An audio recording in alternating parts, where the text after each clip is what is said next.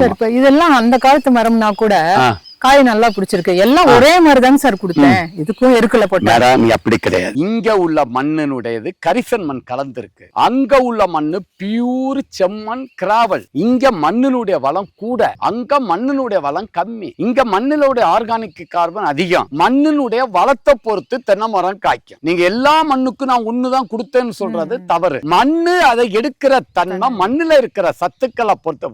Madam, இயற்கை மண்ணுல என்ன இருக்கு, செடி எடுக்க முக்கியம். இது மண்ணு வளமான மண்ணு. அந்த ஏரியாவில் இருக்கிற மண்ணு வேற. அதுல குப்பசாணி, மல்ச்சிங், மூடாக்கெல்லாம் நிறைய கொடுக்கணும். இங்க நீங்க குடுக்காட்டும் காய்க்கும். இந்த மரம் இன்னும் 50 வருஷம் காய்க்கும். ஆனா சார் சொன்ன மாதிரி அடுத்த தலைமுறையை உருவாக்கும். ஆனா இது இருந்து நீங்க விதைக்காய் எடுக்கலாம். நீங்க நாட்டு ரகம் வேணும்னு சொன்னா விவசாயிகளே, எங்க மேடத்துடைய வேண்டுதலின் விவசாயிகள் ஏமாறக்கூடாது. நாட்டு கண்டுகள் தேவைப்படுறவங்க இதே மாதிரி 60 வருஷம் 50 இந்த மரத்திலிருந்து எடுக்கலாம்.